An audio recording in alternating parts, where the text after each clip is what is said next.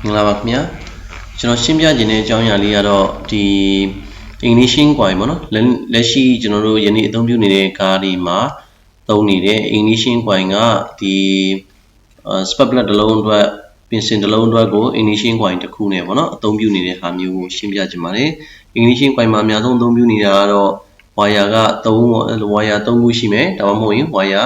4 wire 3 wire ပေါ့နော် wire 3ခုရှိမယ် wire 4ခုရှိမယ်အဲ့တော့ကျွန်တော်တို့က ignition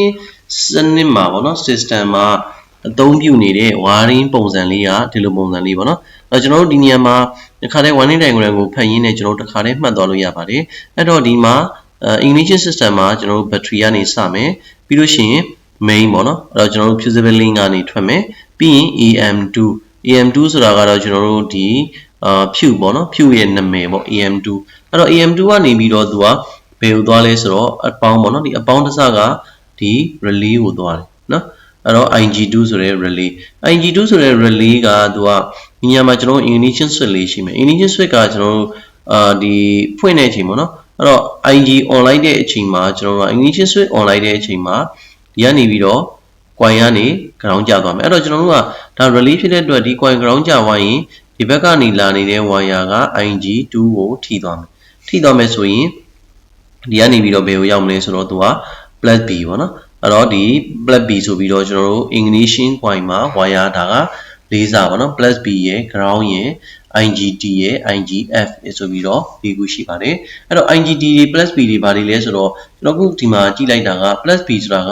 အပေါင်းကြိုးပေါ့နော် power supply ကြိုး GND ground ကကျတော့ရိုးရှင်းပါတယ် ground ကြိုးပေါ့နော်အဲ့တော့ IGT ဆိုတာက ignition timing မှာ timing ဆိုတာကကျွန်တော်တို့ကဥမာဒီကျွန်တော် spark plug ကနေမီးပေးမယ်ပေါ့နော်အရင်ကရှင်းပြခဲ့သလိုပဲဒီ full stop ပေါ့နော် full stop မှာဆိုလို့ရှိရင် before TDC ဥမာ TDC မတိုင်ခင်ပေါ့နော် TDC မှာကျွန်တော်တို့ကအရင်ကပြောခဲ့တယ် TDC ရောက်ပြီဆိုရင် spark plug ကမီးပွင့်တယ်လောင်ကျွမ်းမယ်exhaust ထွက်မယ်ပေါ့နော်ဒီလိုပုံစံမျိုးနဲ့ရှိခဲ့တော့အဲ့တော့ဒီ ignition timing ကကြတော့ကျွန်တော် TDC ရောက်မှသာမီးပေးမယ်ဆိုလို့ရှိရင်ဒီ engine power ကဆုံးရှုံးမှုတွေအများကြီးဖြစ်သွားမယ်အဲ့တော့ကျွန်တော် ignition timing ကဒီ TDC မရောက်ခင်ပေါ့နော် compression stroke ထဲမှာပဲကျွန်တော်တို့ကမီးကိုပေးမယ်ဒါပေမဲ့မီးပေးတာလဲစောပေးမှလားနောက်ကျမှပေးမှလားဆိုတော့ကိုကွန်ပျူတာက ECU ကနေပြီးတော့ဆုံးဖြတ်တာဖြစ်တဲ့အတွက်သူ့ကို IGT အနေနဲ့ပေါ့နော်signal ပေးတယ်နောက်ချက်က IGF ဆိုတာကတော့ဒီ ignition coil ကနေပြီးတော့ဘယ်လောက်အလုပ်လုပ်လဲအလုပ်လုပ်လားသူ့ရဲ့ feedback ပြန်ပေးတာပေါ့နော် IGF ဆိုတာ ignition feedback လို့ခေါ်ပါတယ်ငယ်လို့ ignition feedback ပြန်မပေးဘူးဆိုလို့ရှိရင်လည်းဒါချက်မီလင်းတဲ့ပြဿနာတွေဖြစ်နိုင်ပါတယ်အဲ့တော့ဒါသူ error ပေါ့နော် error code အနေနဲ့ထွက်လာမယ်အဲ့တော့ကျွန်တော်တို့ကတချို့ကားမှာတော့တချို့ရဲ့ ignition coil တွေမှာတော့ IGF ဆိုပြီးတော့ feedback အနေနဲ့ပါမလာဘဲနဲ့ plus B ground IGT ဆိုပြီးတော့သုံးစာပဲပါပါတယ်အဲ့တော့သူတို့ရဲ့အလုပ်လုပ်နေတဲ့ပုံစံကခုနရှင်းပြခဲ့သလိုပဲ E က on လိုက်တယ်ဆိုလို့ရှိရင်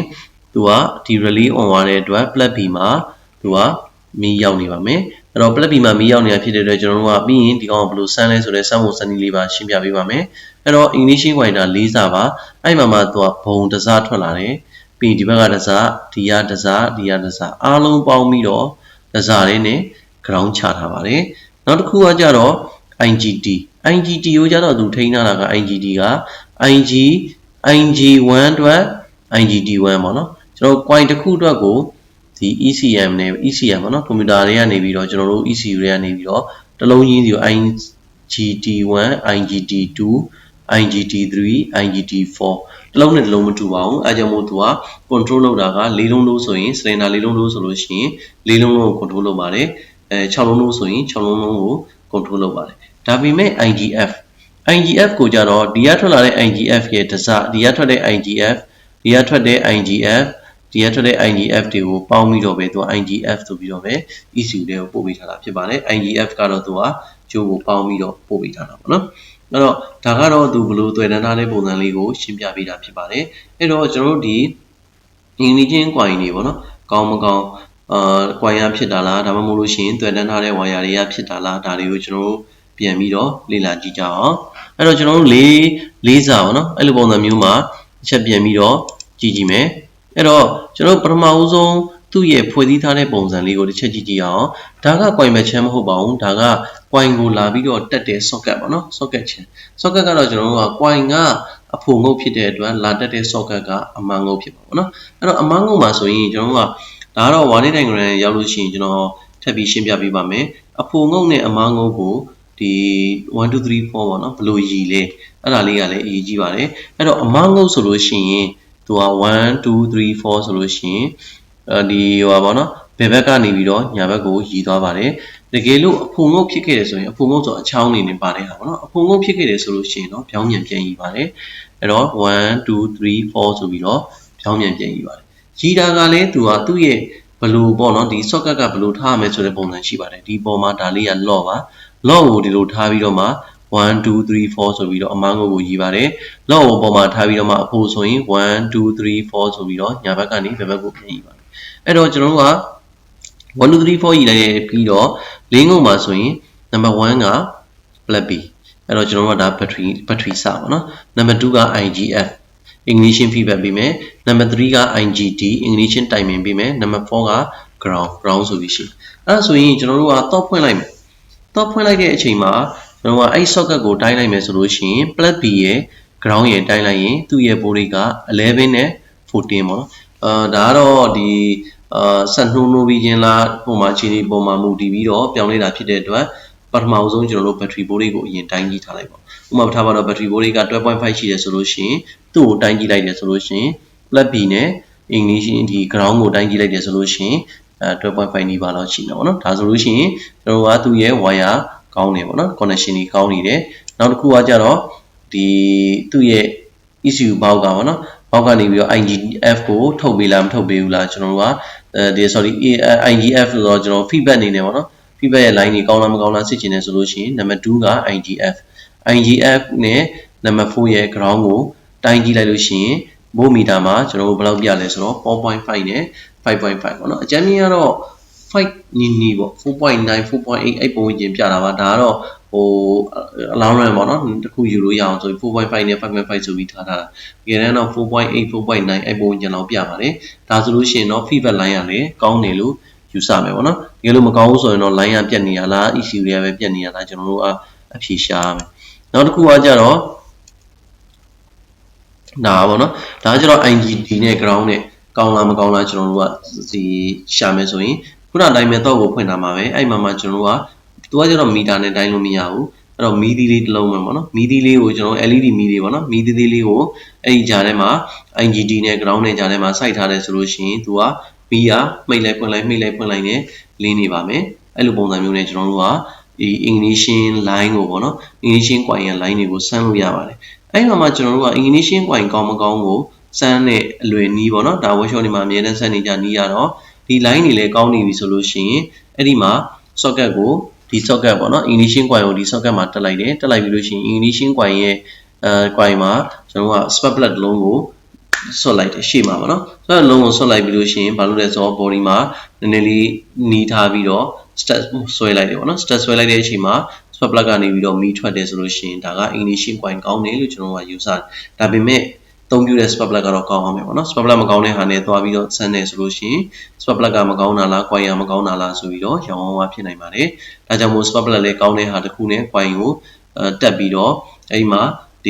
အဲ့ဒီ spark plug ကို body မှာတည်ထားပြီးတော့ဆက်နှိုးကြည့်လိုက်တယ်ပေါ့နော်ဆက်ကတော့နှိုးရင်လည်းနှိုးမယ်မနှိုးရင်လည်းမနှိုးဘူးပေါ့နော် coil တွေဖြုတ်ထားရင်တော့မနှိုးဘူးဒါပေမဲ့အဲ့မှာ